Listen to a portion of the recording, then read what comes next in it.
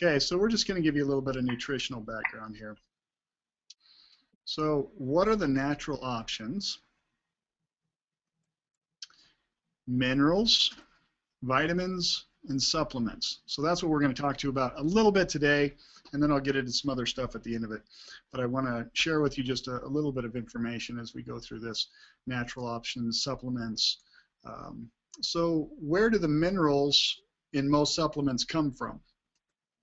Well, dirt. I know you find that hard to believe, don't you? It's actually true. But I want to get some definitions and parameters squared away. Organic science or organic chemistry talks about nutrients, and they'll call it organic or live or natural under their parameters.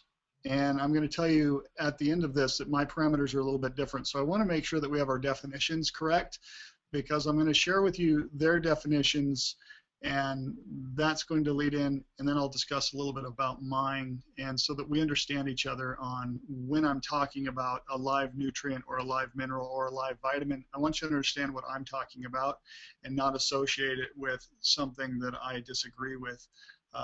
And hopefully that you'll understand why I disagree with this. Organic science, or like I said, organic chemistry, says if it has a hexane ring, then it's live, because it used to be live. And if it used to be live, then that's good for you, and you can assimilate it. Well, probably up to about 6 or 8%. If it's not poisonous to you, your body might treat it like a poison anyways. So petroleum has a hexane ring. Does that frighten you? It should. So according to organic science or organic chemistry, petroleum then can be a nutrient to you and your body. I call it a poison. Limestone can be a nutrient to you. I call it a countertop. Coal tar can be a vitamin derivative for you, according to organic science, because it has a hexane ring. I just want you to get this through. Coral calcium. Anybody know anything about coral? Because this is one of my favorite things to talk about. Coral calcium, if anybody's taken coral, no animal goes in and eats coral except for parrotfish. And it's illegal to cut coral out and take it from the water. So what they have to do is they have to take that sand that's around the coral, and I bet you have no idea how that sand gets there. But it is coral, and that's how they can sell it as coral calcium, and they grind it up very fine. Well, a parrotfish comes up and nibbles at the coral, and it must have very good teeth, and it poops it out, and that's the sand sediment at the end. That's the end result, and that's what you get in a supplement. Hopefully it doesn't cause you any problem. You remember when you were in school and you had chalk and you got to write on the board? Well, that's calcium carbonate. If you get a look at most of your supplement, your vitamin supplements, and that's all I'm talking about today is supplements, vitamins, and minerals and nutrients and stuff like that. We can always talk about other things later. So calcium carbonate is one of the most normal ones that you're going to see in your vitamin supplements. What does it do when it goes into your tummy? It neutralizes your stomach acid. And think about that. Your tummy, your stomach, has to stay acid, right? Because that's how it digests things. So as soon as you put calcium carbonate into your stomach, you neutralized your stomach acids. By neutralizing your stomach acid, you have to now lock the doors and add more acid to it. One of the things that I believe is that try not to make your body work so hard. Work with your body, not against it. Okay, let's work with its digestive tract, not against your digestive tract. Just a little bit of, knowledge, I think. How many minerals does your body want? I know that if you get in your vitamin supplements, when I was teaching at the university, I could only teach 16 minerals. Okay, I want you to remember that, 16 minerals. Now, how many does your body want? Does it want 8? Like in your supplements and your foods, you'll usually see 8 vitamins and 8 minerals. Or 16, like what I was able to teach. Or is it higher? It's like 32. One of my favorite doctors, I think he's one of the world's greatest doctors, and he's a friend of mine. And when I ask this question on doctors' calls, where only doctors are allowed to come in and talk to me, I ask him how many minerals there are. And I ask you that same thing. Now, we've already shown 8, 16, and 32, so you know there's at least 32 minerals. How many are there? And he said 52 is how many he's heard of. Some people have heard of as high as 72 trace minerals. Now, I want to get these, again, definitions. Trace minerals, fulvic minerals, colloidal minerals. There's a lot of companies that go to the Great Salt Lake out here by where I live. I don't live by the Great Salt Lake, but it is in Utah because it stinks and it's ugly. But there's people that get the sediment. That is the end result of rivers flowing into it and all the dirt and stuff at the bottom, right? That's a salty stuff, it's sediment. Same with the Dead Seas. All those minerals go in there and they collect at the bottom of the lake, or the sea, as they call it. And when they do this, they scoop those up and they sell them to you as trace minerals or colloidal minerals. And it doesn't matter if you add an acid to it or a dissolver to make those minerals smaller, they still are inorganic. Okay, now inorganic to me means they're not live, they're not in a whole food state, which means you can't assimilate them at 100%. You can only assimilate them a little bit where your body struggles very difficult. Remember, we want to try to make things easy on your body. So it's going to go into your stomach and it's dirt. And we always were taught it as kids not to eat dirt, that our plants through photosynthesis would get the nutrients from the dirt, correct? And so we feed them water, and through photosynthesis, the light of the sun, the nutrients of the sun would get those plants, and those plants would harvest those minerals out of the soil. So those fulvic minerals and those colloidal minerals and all that stuff is good. It's good through the proper way that our body's supposed to get those nutrients. So when I say live nutrients, I mean from food that has not been killed or dead or is not million-year-old broccoli. Because to me, if we had dinner at my house and we had leftovers that we didn't want to put in the refrigerator, what would we do with them? Or if something went bad in the refrigerator, we would put it in a compost pile. That compost pile would be out by our garden, and next year we would probably put that into the garden as nutritive soil, correct? If anybody disagrees with me on that, I'm sorry. How many minerals are there that your body wants really? How many? We've been 72. There's 106. Now, when I tell you there's 106, this comes from history of 200 years of my family of how we find things out, how we test things, how we do things, how we put things together. That's how I come up with 106. Just so you say it's not going to be normal. So let's switch from minerals to vitamins for a minute. And then I'm going to go back and I'll sum up that, so don't feel like I'm losing you on that. So the truth about vitamins, the vitamin truth is the vitamins in fortified foods and more than 95% of the supplements on the market are synthetic. Okay, synthetic vitamins. Well, what are synthetic vitamins? Why should I worry whether they're synthetic or not? Now, we already did talk about some inorganic things through organic science, so I just want you to keep that fresh in your mind. Synthetic vitamins are synthesized fractions of vitamin complexes that have been created in a lab with chemicals such as petroleum and acids. Are you kidding me, really? Are you believing this yet? So, dangers of synthetic vitamins. So, tests show that an excessive synthetic vitamin form of D can cause death in small children and infants. Well, we sure as heck don't want that, then, do we? And synthetic vitamin D has also been shown to cause calcified and diseased kidneys in pregnant women, while natural vitamin D has made no observable changes in the kidneys. So we would probably prefer to have natural vitamin D, wouldn't we? So pigs tested with synthetic vitamin B and natural vitamin B. This is a really cool one. You're going to like this. Given twice daily allowance of synthetic B, the results were 100% of the offspring were sterile. Okay? That's pretty scary. 100%. That's a pretty good test, wouldn't you say? So given natural vitamin B, the results produced healthy offspring and 0 were sterile. Okay? So that's a pretty good, where you can see 100% were sterile and 0 were not with natural. Interesting. So synthetic vitamin B is not a nutrient. It is nothing more than a poison that may damage your chromosome packages. Okay? That's the thing, is when you're taking something and you think that you're getting a benefit from it and you're actually getting a frightful poisonous effect from it. That's a scary truth. So there's another experiment involving foxes and vitamin B. I thought this one was interesting. Fed non-synthetic B results, they did not grow their fur quality, deteriorated, and they died prematurely. I don't know, is anything else having a fur quality problem and dying younger than what we should? Possibly. Given natural vitamin B, the results, they grew normal as expected, and they presented excellent quality fur, and they lived a usual lifespan. So again, so where do synthetic vitamins come from? This is vitamin A, and vitamin A, you can see, is from petroleum esters, acetylene, and refined oils. That's kind of scary. So vitamin B1, it's made from coal tar and hydrochloric acid and acetone and ammonia. Okay, so vitamin B2, which is a good vitamin, right? It's important to remember that. So it's, well, I'm just going to go through these a little faster so I don't take up. Anyways, vitamin B3 is coal tar, ammonia, acid, B5. Now, I'm going to have more of these, so I have a huge list that I'm putting together, and this was just a really quickie so you guys can see a little bit.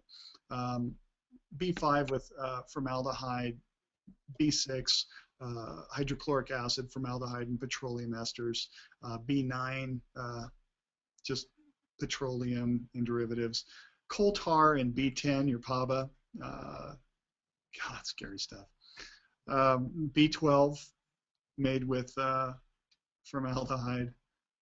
Ascorbic acid, your vitamin C, your ascorbic acid, it's fermented and then it's changed in hydrogenated sugar process with acetone. It's from corn syrup. That's kind of a scary thing. Now, I do want to be clear with vitamin C. Vitamin C is not just ascorbic acid. That's what you've been taught. That's what's in all your supplements. When you see vitamin C, everybody thinks, oh, that's ascorbic acid. I'm going to get into that a little bit later. I hope I remember to, because I want to explain a couple things about that for you. And then vitamin D. God, it's just some scary stuff from animal fats and cattle brains and solvents used in the process. So I'm sure you want lots of that. So why would most companies use synthetic vitamins instead of natural whole nutrients? Well, it's obviously much cheaper. And they don't have the proper education to know that there's a difference, because you remember in organic science, we see it as the same. Organic science says, well, limestone is good for you, so you should eat it because it was alive a million years ago. So they're looking to turn a profit more than improve your health. And you can believe that or not. So we eat vitamin fortified foods, we supplement vitamins, and yet most of the population is vitamin deficient. Would you agree that we were mostly deficient? Well, I know in the United States, we're #1 in obesity. In Australia, you guys are #6 in obesity. We're almost dead last in health out of 178 countries. I think we're 177, and yet we're #1 in spending. So if we're fortifying our foods, how come we're having problems? So the bottom line is most of these vitamins on the market, no matter how expensive, they're a scam. There's no proven nutritional value. In fact, they're harmful to you. They're better off in your garbage can than in your body. So I'm going to give you, these are the top 10 vitamin deficiencies, and this is just a small list. We can get a bigger list, but this is just to keep it efficient, okay?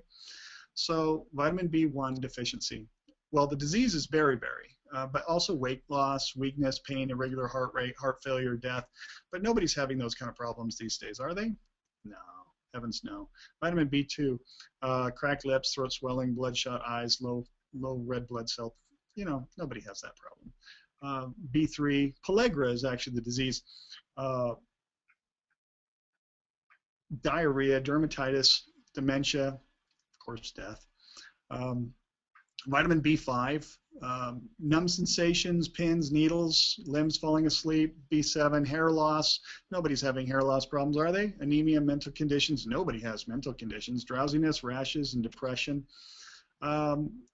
So this one's gradual brain deterioration, sensory and motor deficiencies, mental disorders, fatigue, irritability, depression, and bad memory. Also, what I didn't have on this list, but I'll probably have it on the secondary list, that when we put it up there, is Alzheimer's has been linked to B12 deficiency, or may be linked to B12 deficiency. It's kind of an interesting thing because you also, B12, you need B12 to carry oxygen to the brain, and so people have memory loss and all kinds of problems from that. I didn't get into B6. I've got some great diseases that you get from B6 deficiency, so that'll probably be on the next slide. So those are the top 10 vitamin, oh yeah, sorry, vitamin C, scurvy, lethargy, skin spots, bleeding gums, loss of teeth, fever, and death. So the guy that found vitamin C, now there was a Scottish naval doctor in the 1700s that actually found that he could reverse scurvy with lemons and limes, and that's why, if you know like British naval history, is they call them limeys. Well, they call them limeys because they used to keep limes on the ships because limes last longer than garbanzo bean sprouts and stuff like that. And so the guy that actually got noted, he got the Nobel Prize, I think it was in 1937, for finding out ascorbic acid or vitamin C. And so then they synthesized it and made ascorbic acid. So then they synthetically derived vitamin C. Well, that synthetically derived vitamin C, ascorbic acid, cannot reverse scurvy. Just so you know, when people would call him and say, hey, I need something, can you send me that? He would send them paprika. He would not send them the synthesized vitamin C because it would not work. It doesn't overcome the disease because it's only a fraction. See, ascorbic acid is the protection of vitamin C. It's what helps it so it doesn't have sunlight damage and air damage and oxidate. So just a little interesting thing. So don't think you're getting vitamin C when you're getting ascorbic acid, even though you might have it in 500 milligrams. I don't know, but that's not good. So vitamin D, rickets, most of you haven't heard of some of these diseases, but deficiencies may be linked to Parkinson's disease as well. Now, you think about these diseases and you think about these deficiencies, and yet we're supposed to be getting vitamins. We're getting tons of vitamins, okay? So vitamin K is bruises, bleed easily, blood may not clot, you know, things like that. So vitamin A, night blindness, dry eyes, lusterless eyes. I don't know if you've ever seen anybody that their eyes are kind of dull. Get infections easily. Nobody gets infections easily these days, do they? Respiratory infections, does anybody get those? Dry and rough, scaly skin. So let's look at the other way of looking at things. You've got synthetic nutrients. Let's look at herbs and plants. Just a possibility. How many people die from whole foods and herbs each year? You might want to know the safety of this, correct? Well, that would be 0. Yes, 0 people die from whole foods and herbs. I think Stan told me some guy tripped over a bottle once. Maybe he got hurt from it. That would be the only one. I think the bottle wasn't open, though. So Hippocrates, the father of natural medicine, he's the founder of the Hippocratic School of Medicine in 460 BC, so that's a while. They call him the father of natural medicine. You guys have all heard of the Hippocratic Oath. You're supposed to go by this. This is actually part of the Hippocratic Oath. I love it. Do the body no harm is the first rule. That's a good rule. Do the body no harm. That sounds like a brilliant idea. Nothing inorganic should enter this body. Now, that nothing inorganic should enter this body, that's inorganic by my definition, which is nothing dead should enter your body. Do not exchange poison for poison, which means do not take a poison. Do not try to poison yourself into health. Does that make sense? That seems like another good rule, is don't poison yourself to health, because that's impossible, right? I mean, come on, you guys are smart enough. You can see that. So this guy was pretty smart, and this is part of the Hippocratic Oath, and that's what we're all supposed to be sworn to, or all doctors are supposed to be sworn to. So very, very good rules to go by. So what is a natural vitamin? Well, natural vitamins are found in real foods, plants, and herbs. If a supplement uses natural or whole food vitamins, then the label will tell you what food the vitamin comes from, or it will simply name the plants or the foods in the supplement.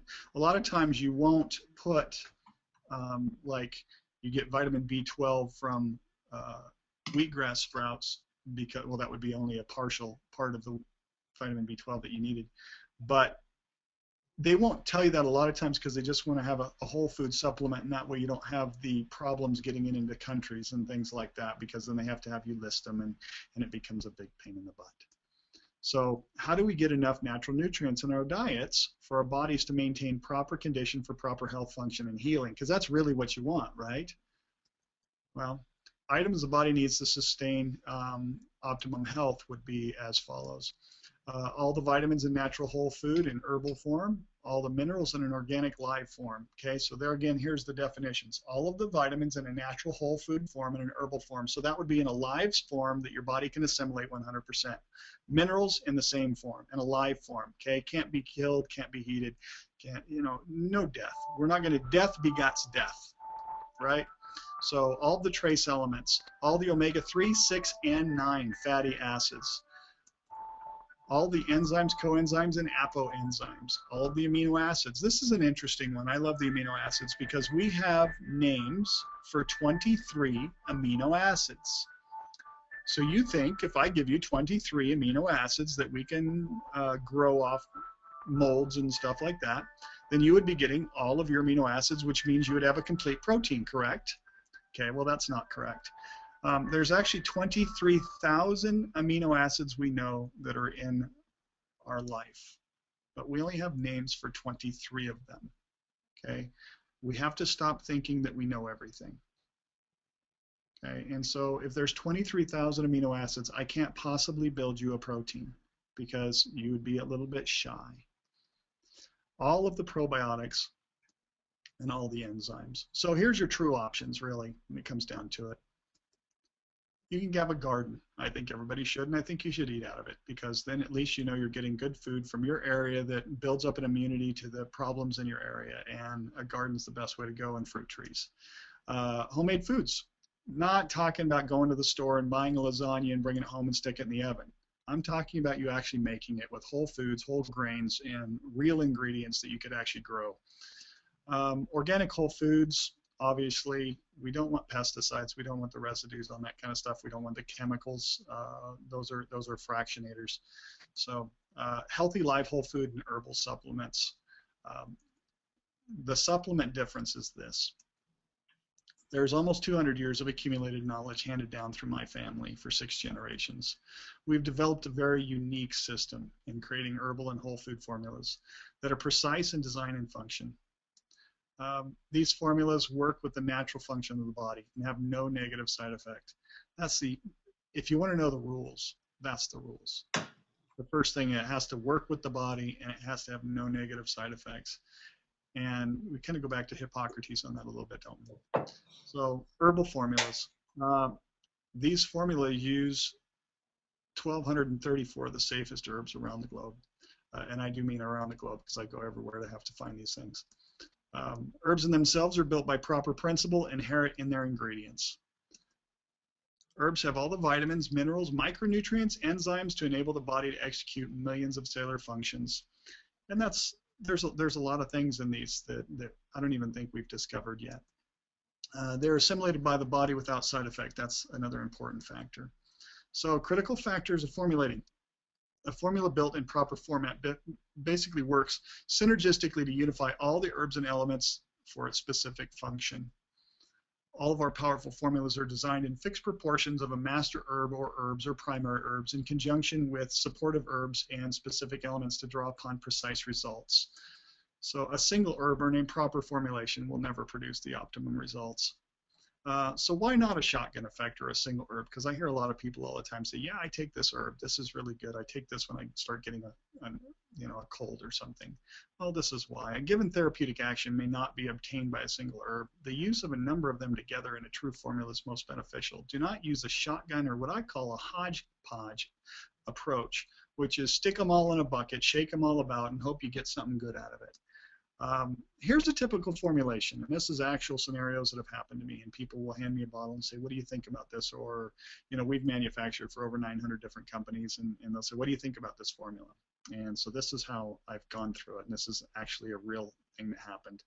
I'm not going to name who or what the formula was, but so they had, these are primary herbs. When I say a primary herb, I mean if you're building a formula for the kidneys, these are all herbs that people are going to tell you are good for the kidneys or for the heart if we're building one for the heart. So primary herb, 1 part, 1 part, 1 part, 1 part, 1 part, 1 part. The sad part is that sometimes it'll actually be what's the least expensive herb, make that one the primary, and then make all the rest of them the least, and can you wave this herb over the top because that's really the one we want to put on the label. yes, it does get that disgusting. So they think this is a formula. And so it's just one part, one part, one part, one part, one part, one part. I've actually shown Stan formulas in books that are this exact formulation, one part, one part, one part, part. So what I've actually done in this situation, I was showing somebody, I said, well, this herb right there is a stimulant, and this one over here is a sedative, and they neutralize each other. Oh, we didn't know that. Yeah, and these two right here, they're enemies. You can never put them in a formulation together. So even though they're all by a class primary herbs that would be good for, say, kidneys or heart or whatever this formula would have been, they can't work together, and they neutralize. So this is all that you're left. That's not much of a formula. In fact, it's not a formula. So the conclusion is most herbs are ascribed to double or multiple medicinal actions, and you have to understand this. Though they may not be of the same therapeutic class, in nervine, for instance, they may be a stimulant or sedative, therefore the two herbs would neutralize each other, just like I showed you. Only those combined herbs that have compatible active therapeutic properties will work. So here's the 6th generation method. And I'm going to buzz through this fairly fast, so I want you to look at the numbers, because this is an actual formula. Although you'll never see this formula, I took the herbs off of it and just left the numbers on it and what they are: primary, carrier, adaptogens, support, secondaries, and thinking. There are other things that you can put into a formula. This one didn't have it. This is one of my probably over 300 formulas, and this is just one of them that will never make it to market, and I'll never manufacture it for people. So that's why I can use this one, but it is a dang good formula. So there's primary part number 1. Primary is going to be like a master herb, or the fundamental herbs that are needed for that medicinal value that's going to be strongest in those characteristic herbs. Okay, so 21.8 parts. That's a lot. 10 parts, 8 parts, 7.7 parts. Okay, so this is a carrier, and that carrier has to help that that one particular primary to do its work. This is an adaptogen that actually supports or stimulates that part. Another carrier for that one. This is a support herb for the adaptogen to help that primary, and another support herb. And you notice it's like 3.9 parts, 2 parts, 6 parts, 4.84 parts, 6 parts, 4.9 parts. Like I said, this is a true formula. 4 parts to that one. Those have to be secondaries to that support to get it to help the adaptogen. So it starts being a multiplicity of reasons for all these things of how you do this. I can go into quite a bit of depth on this and bore you to oblivion. 2.9 parts for the carrier, okay? And then you got a secondary carrier in there at 0.3 parts. So you just know that every little dot and tittle is important. This is another support that has to support the carrier, that has another secondary carrier to the support to the adaptogen to the primary, to get the primary to do what its medicinal value that we need it to do. Sometimes you'll actually have an herb to neutralize a negative. Say maybe there's an herb in a formula that has an effect that might utilize too much blood sugar too quickly, and I might neutralize that secondary effect with another herb so that I can carry on the primary effect of that herb and its medicinal value that I want, so that you can get the benefit of that attribute. Hopefully that makes sense. So here we get down into the lower parts, lower rankings of the formula, we might say. So this is a support that's 0.1 parts to a 2.85 part adaptogen. This is a thinking herb. My great-grandfather, about in 1820, coined that phrase, is that it makes this whole thing unify and work better together. But that thinking herb needs a support herb, maybe just by nutrients, maybe by what its action is it's 0.1 parts. And you can tell by how many parts in this formulation, if you can imagine, that's a pretty small amount. So there's 0.01 parts of that support formula. So when we get into those kind of things, there's another product that, let's say I wanted to get you B12. If I wanted to get you proper B12 so you could utilize it to know just what you just saw there on the formulation, on how the formulation, like this, okay? If you can imagine a bigger formulation, and I wanted to get you, B12 is just one of the things I wanted to get you, and I wanted so you could utilize it, I would have to do something like 2 different kinds of sprouts and a freshwater algae and certain proportions to get it so that you could utilize that B12 in your body perfectly. Okay, that's important. Or when we get into B6, if I want B6, I showed you the one synthetic B6 and what it was made from with coal tar, right? Well, and we know the deficiencies in B6 have diseases attached to them. Well, did you know there's 6 different forms of vitamin B6, but there's only one synthetic form of vitamin B6? So if I'm going to make you a whole food formula that would have, say, B6 in it, how many B6s do you want? All of them, or do you just want the one fractionated part that you can't utilize and obviously you'd be deficient in? So that's kind of how we have to put everything together in this formulation. And even when I'm looking at vitamins, it has to be structured perfectly, and I just hope that you understand that a little bit. Hopefully this helps. So the composition and structure of all manna from heaven herbal products are exact in design and precisely calibrated. All are either a unique nutritional food or an exact herbal formulation created specifically to promote optimum results. So a single herb or an improper created formula will not achieve the desired effects, and I hope you notice that now. So the result was the creation of the One, incorporating all the functions discussed previously, built with the knowledge of 6 generations, properly designed for every man, woman, and child to achieve optimum health. That's the One, and I love this formula. It's actually probably the most complicated formula I've ever made, and if you saw it, it blows away that formula that you just saw. It makes that one look just easy. This one is a very difficult formula. So let's go on to another subject. What's this called? I know I put the name down there, but what's it called? It's a waist, right? So when you go and you get pants tailored or your dress or something like that, they measure your waist. And I always ask people this. So it's this, right? What do you call this? This is called a waist, okay?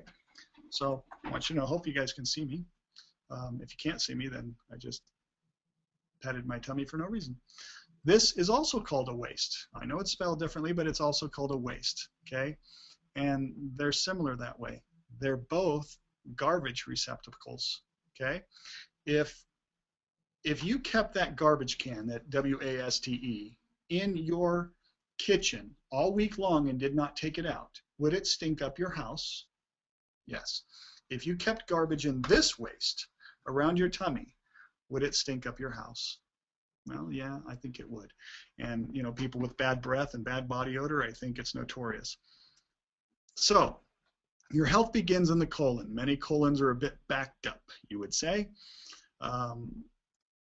My great-great-grandfather, Silas Curry, in 1820, said, "The colon is the root of all evil." And he wasn't the only one. He thought it was because of the toxins in the body, if they couldn't be eliminated. Now, this is in 1820, so he was a little bit ahead of the curve. If the toxins couldn't be eliminated through the body because of that waste receptacle, it's going to stink up the body and make you sick, okay? But he wasn't the only one that thought this. In 1860, Professor Graham created Graham flour because he thought that adding the roughage of grains, whole grains, and extra roughage in his Graham flour would stimulate peristaltic action, okay, and that's 23 to 26 rhythms per minute of peristaltic action, so that you could have a proper bowel movement. He was right, and roughage does help. However, Dr. Kellogg's also in 1920 thought the same thing. The colon was the root of all evil. And now Dr. Kellogg was a smart fellow, and he thought making whole grain cereals would help your colon have peristaltic action, and that you would move your bowels better and get the toxins to move out of your colon and therefore clean your body. And they're right. That is a good thing. However, I expect more from you than that. I expect you to already eat a whole grain diet, and I expect that you're going to, hopefully, if you want to be healthy, you're going to make some changes. And so instead of making white rice, you'd eat brown rice. Instead of eating white flour, you'd eat whole wheat flour or whatever kind of grain that you eat. It's going to be in its whole state. I would expect that, just because you're here listening to me, and that means you're interested in health, and so I would expect you to do that. So I'm going to agree with my great-great-grandfather, Silas, and say herbs are stronger, and he did it with herbs, and he did it with an herbal formula. Herbs are just high-powered foods, but because they're high-powered, we have to use them more precisely, okay? And when we do that, we can do more with herbs that way. And so we can create that peristaltic action, and we can create it better than we can with just undigestible grains and roughage and stuff like that. I think that we can be a little smarter than that. So after almost 200 years of colon health, this is the 5th generation product that was created. This is guts. The 4th generation product is intestinal fortitude, and that's through Doc Flowers. So after 200 years of doing this, this is from Silas Curry's original formula. I just keep messing with things. I can't leave well enough alone. We have to just keep making it better.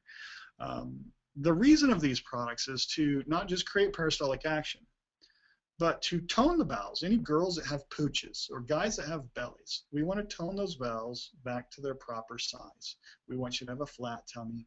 I want you to have proper loamy bowel movements that are like a pyramid that pile up, not in sausage link shapes. I know this is a little intimate. Sorry if I embarrass anybody. I can't see any of your faces to see that I'm embarrassing you, so I apologize. And so we want these to get from this size bowels to this size bowels. For women, we want your colon not to lay on your ovaries, but we want it to be taut and be up here so that you won't have female problems. We want guys' colons to be healthy and clean so it doesn't lay next to the prostate, colon, prostate, and toxify, because that's a permeable layer of bowel that nutrients has to go through that wall, and it's filled with crap. Then you're going through crap to get any nutrients. And toxins have to go through that wall to be eliminated out of the body. So what we want to do is we want to increase circulation to the colon. We want to kill parasites. We want to tone those bowels. We want to have proper peristaltic action. We don't want you to bear down with your abdominal muscles to have a bowel movement. We want you to have peristaltic action so that it comes out properly. And we want it to stack up and be like wet cement, not like sausage links. Hopefully that makes it understandable. This is the product from that. So the end result, no pun intended, is a healthy colon. So thanks for learning, and back to you, Stanley.